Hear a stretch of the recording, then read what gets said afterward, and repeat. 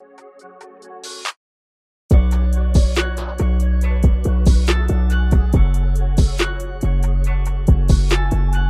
starting? Yes.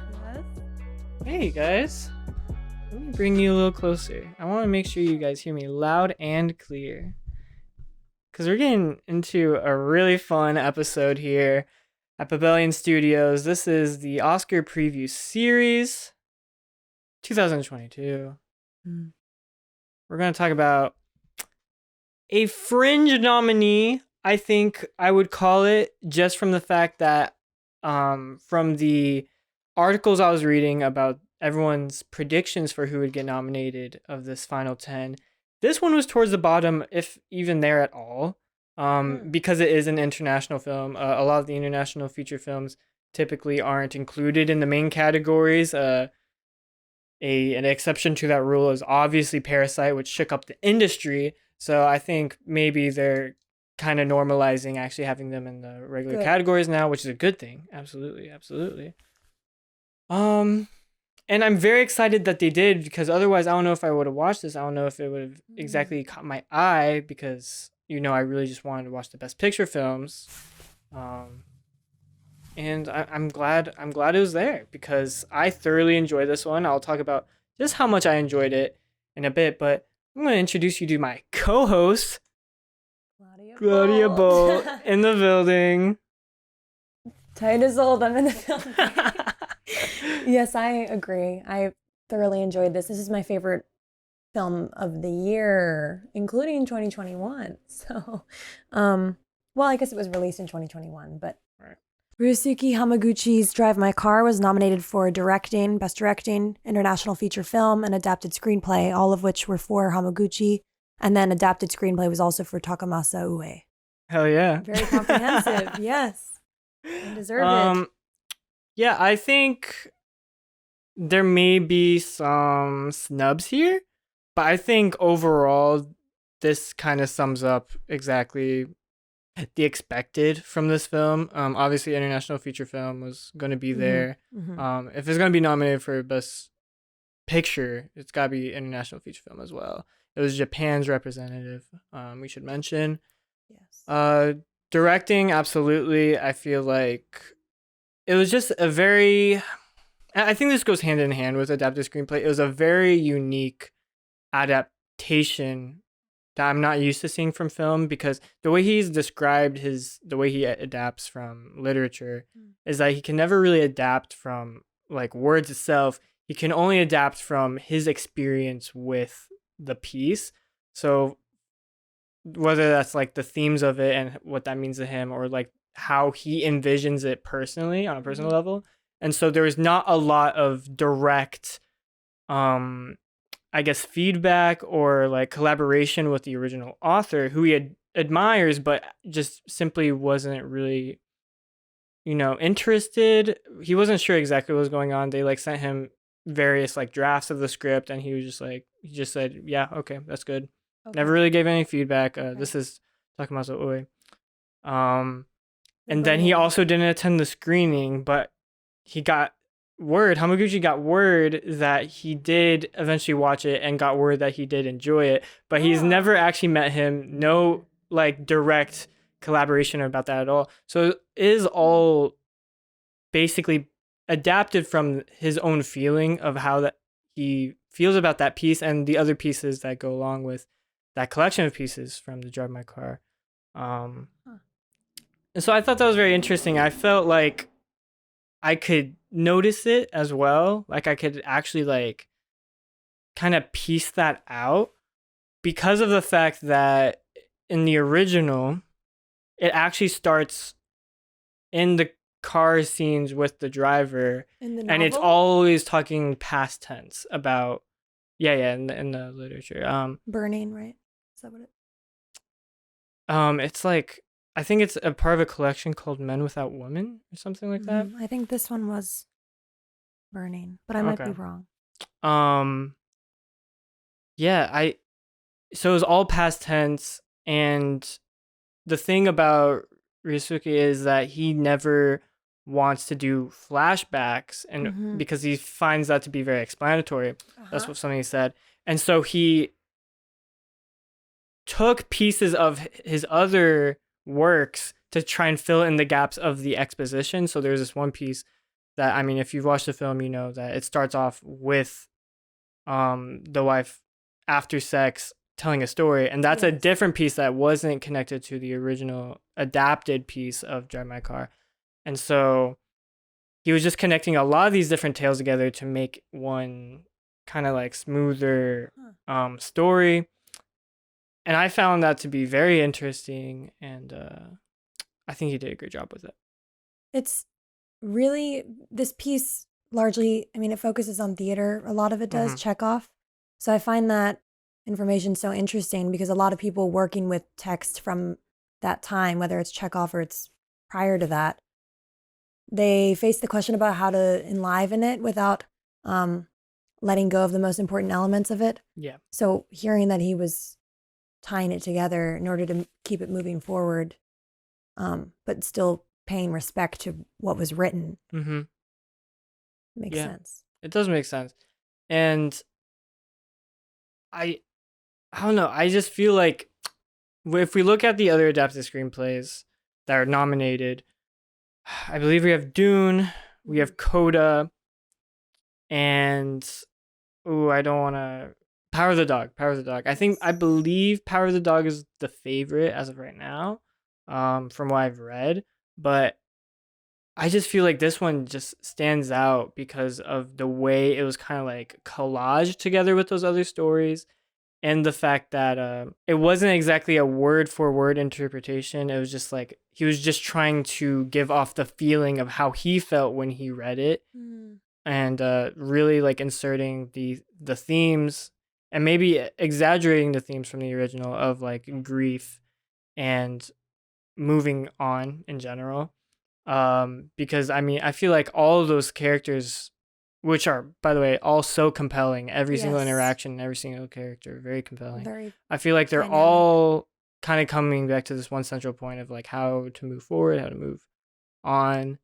When you talk about the younger star actor who kind of says that Oto brought them together, he's also in his own senses trying to like figure out how to move on, and he's just, the way he goes about his grief is in very dangerous ways. And if you watch the movie, you'll know that he gets arrested for physical assault at the end because of the way he just doesn't know how to handle his feelings. And the main character, the protagonist, is trying to tell him to try and channel that and try to like work with the text, you know, as a way of trying to work through those feelings as well.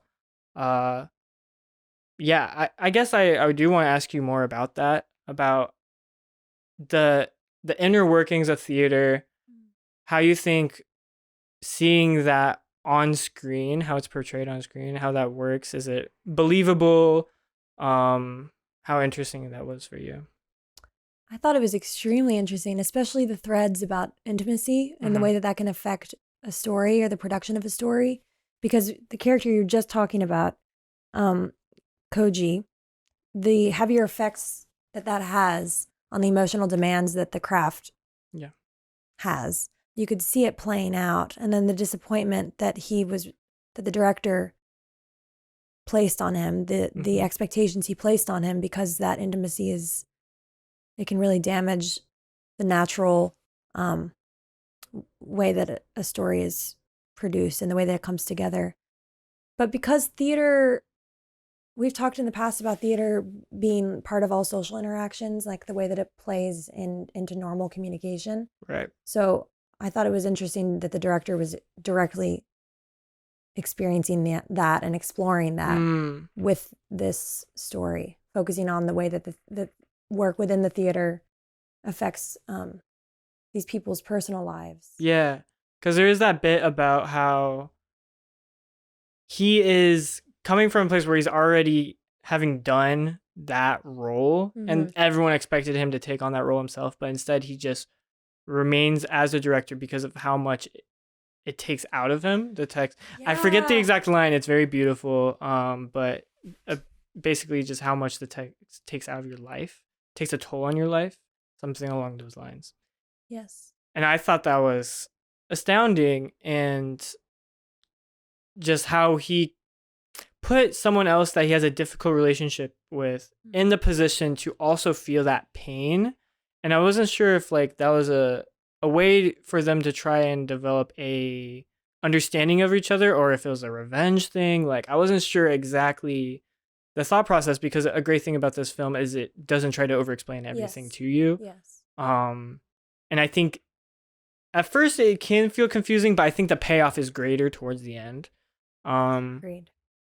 And so I was, I guess, going to ask you about that idea of how a text can take a toll on you, if anything has ever taken a toll on you as an actor as well.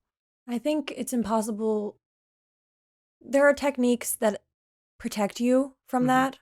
And right now, I mean, Chekhov, one of his relatives, it's kind of ironic. He developed a technique that helped this exact issue that we're talking about. Rather than using your own memories, you're using physical sensations. But when you unlock physical sensations, like say you put your center, right, I did it last semester, you put it in your gut and you put some kind of like sharp glass, treading on sharp glass in your gut, you're going to unlock something that you might not be able to put your finger on, because our bodies are so connected to our experiences and our memories. Yes. So you still can't fully protect yourself. And I don't think personally that it's possible to not open yourself up emotionally if you really want to get into a story and tell it honestly, just because it has to be personal. For me, and I don't know if you necessarily agree, but his relationships have very strong like chemistry on screen with his wife, with the driver, and with the young actor and star. But for me, I felt like the story really was heavily leaned on that the latter, the one with the young star. Yes. Because I feel like the revelation and like the climax of it all was with him in the car, which I of all the movies I've seen in this series of the Best Picture nominees, I think that individual scene, which is a very long take of them in the backseat of that car, just finishing the story that Otto had started, I think that was by far the most outstanding scene to me of any of the others. And then right after that, we see a moment of kind of fulfillment as a director-actor duo of him. They finally take it to the stage and they're going through a scene, and then he congratulates, or like he compliments the young star on how he did in that rehearsal, and is like, good job, which he had never uttered a compliment beforehand. No. And then immediately after he gets arrested, and it's just like, it's heartbreaking. It's like we all saw it coming, because it was part of the dramatic irony. We saw that he went off to go fight that one guy that everyone else didn't exactly see. So we knew it was coming and building up to that point where his recklessness would catch up to him. But it's just, we know that also everyone else wasn't exactly aware of that, I guess, plot. And so we see the emotion in them and how he wanted to talk to him afterwards, but we never actually get to see him talking to him, because, I mean, we don't exactly know what ends up happening to him in the legal trials that would probably follow. But I just think that was like the perfect, I guess, climax of the story for a relationship that was so difficult. And that's why I felt like it was the more, I guess, pivotal, like, relationship throughout the movie. Whereas, like, I mean, on the poster you have him and the driver, which that is a great, strong relationship as well, that develops through the confined space of that car. But at the same time, I can't help but feel like him and the younger, because I feel like there's kind of a point of him that also sees a little bit of himself in him, since he is an older actor as well. So what do you think? I didn't point out. I wrote down a few things in my notes app, but I wrote about the catharsis that is reached in that car when the young actor speaks to him, and this kind of chase after closure, after some form of fulfillment, the entire, and chasing away from the guilt that everyone is facing in the film, pretty much.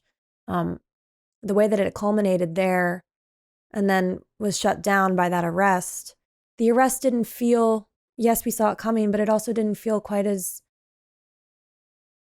I wasn't as shaken by it because that actor was able to also on stage break down a wall Right. that most actors have a lot of trouble with breaking down. So he was able to come to some kind of conclusion in the car and then follow that up within his own acting life. Yeah, we never really see him admit to the difficult relationship and like the reason why with our protagonist, but we see his moment of like acceptance and accountability when the police are there and he takes a bow. Yes. And then walks off and completely holds himself accountable for all his actions. He confessed. Mm-hmm. And there was never a direct or explicit apology, but I think that's what I really like about it is how like implicit it was and not over explained, how subtle it was.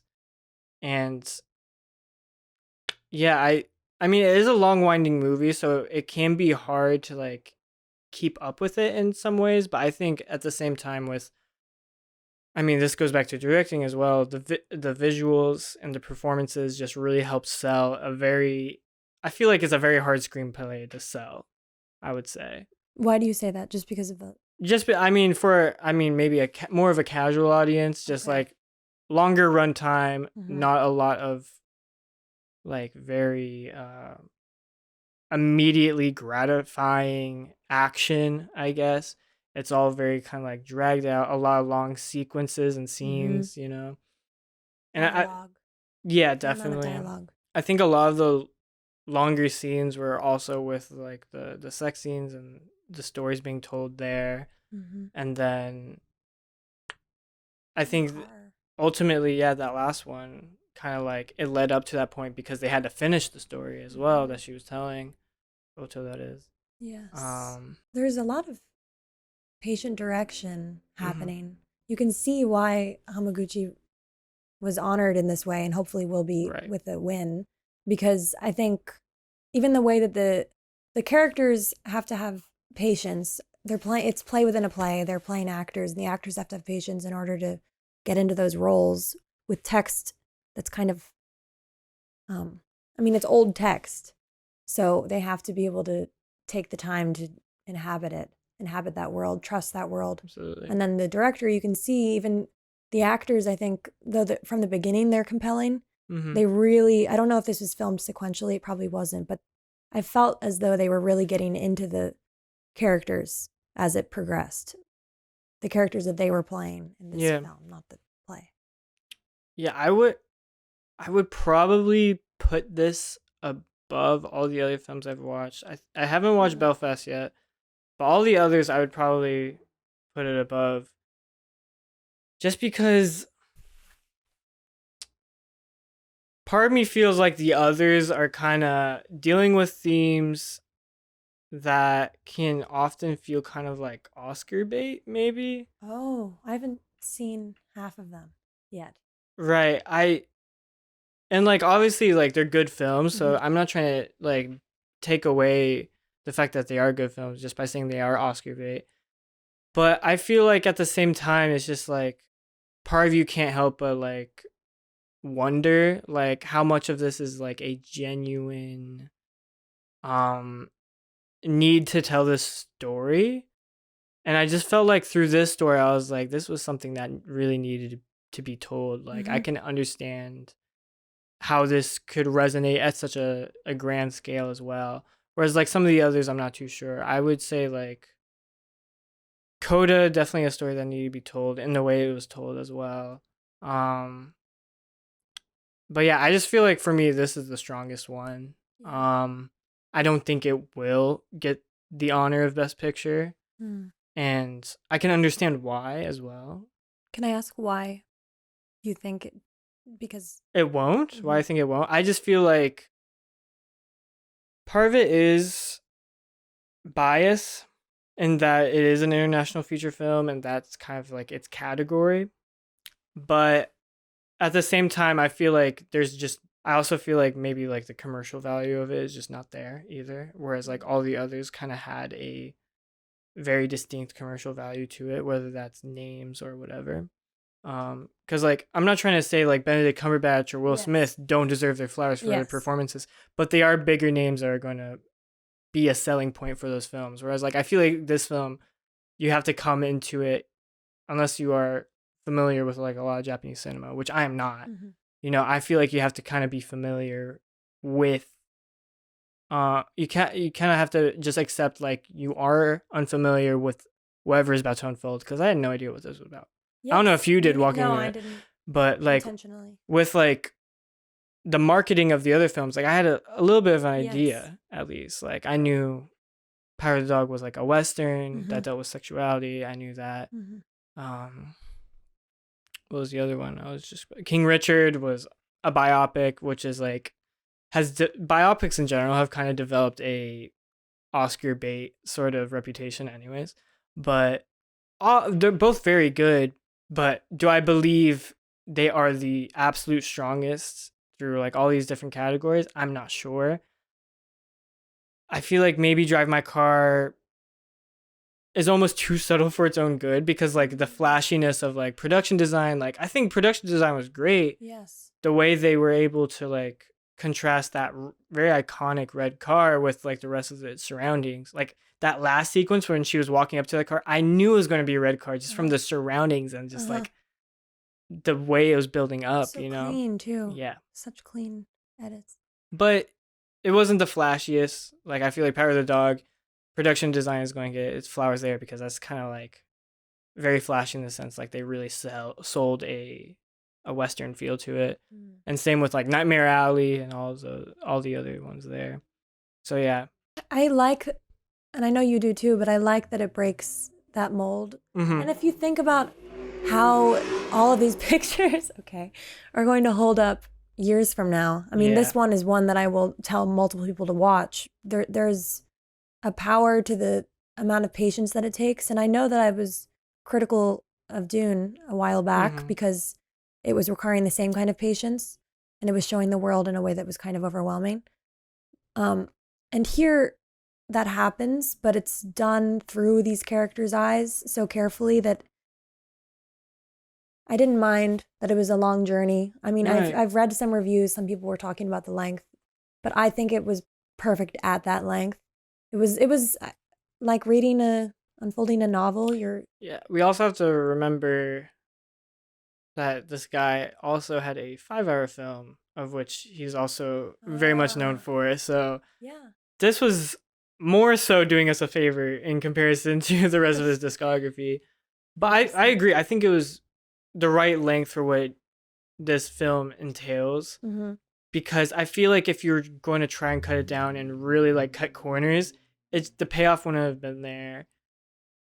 And I guess just the realism wouldn't have been there either. I just feel like this was a very raw, objective, like not overselling it, not too flashy, story about grief, which is a universal feeling. You know? And all of that, the silence that naturally is occurring throughout the piece, we needed that. I think so. Yes. I mean, with the sound design, there was a gorgeous soundscape happening in the music, the score, all of that. But also there were certain moments when it would go completely silent and you would just sit with those characters without hearing the sound of the wheels or the sound of the wind or anything.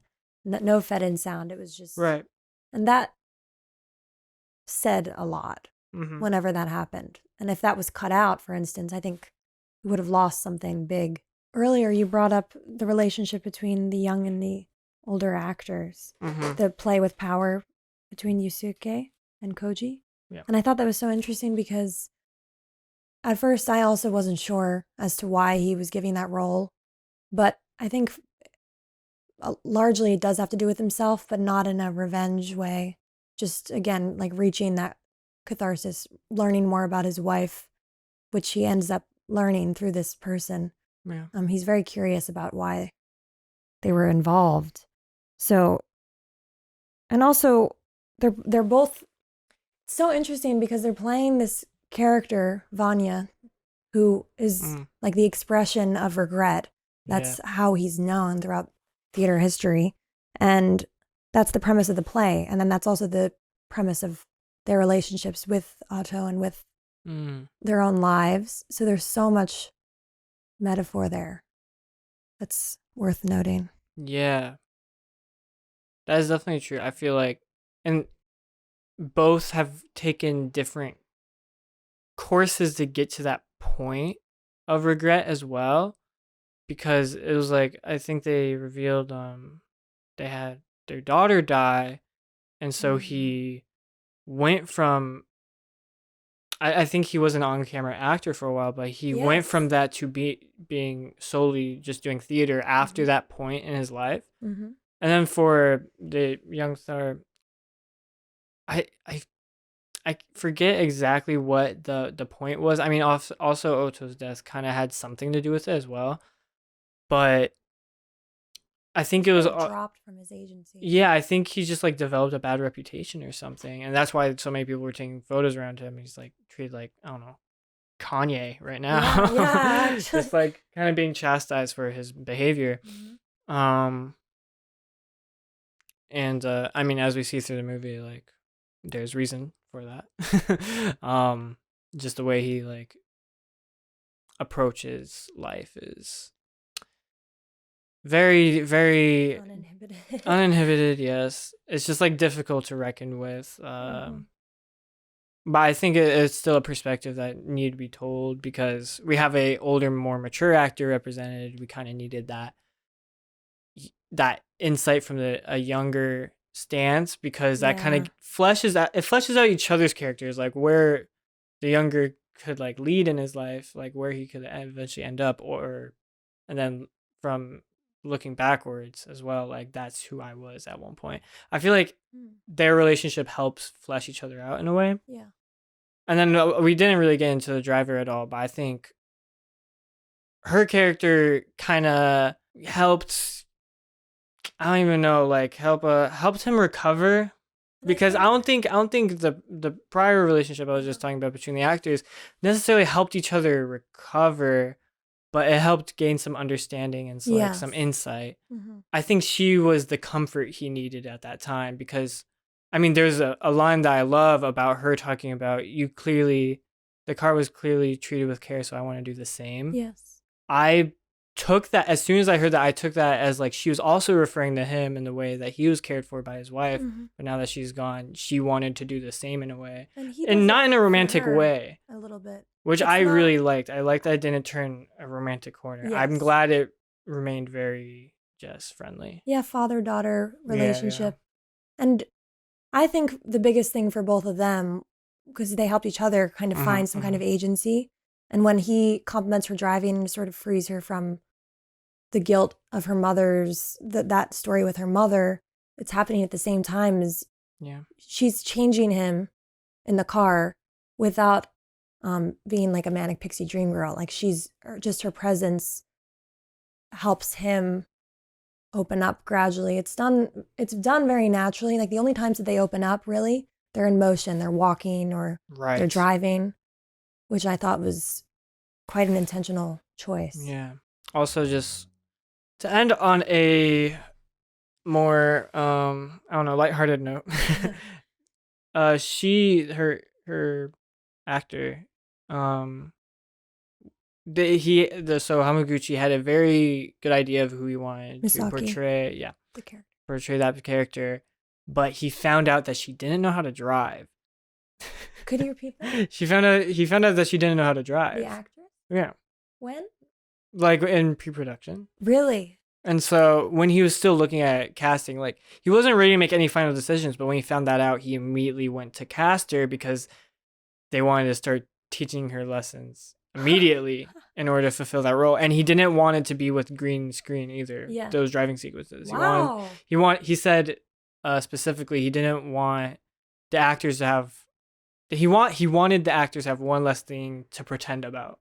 Which I thought that was a good line. After the theater too. Which coming from the Coda episode, that was more recent episode, kind of plays into that, why they casted deaf actors to play deaf people, which sounds like that's the way it should be, which I agree, that's the way it should be, but it hasn't always been in this industry. No.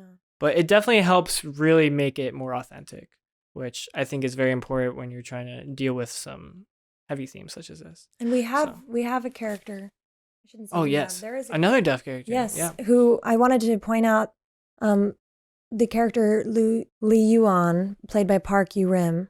There was just a lot of emotional dexterity that was happening. Mhm. Like, she was so expressive, Yes. and I was so moved whenever she was acting, but also she's such a joyful presence on Mhm. the screen, and so did her husband.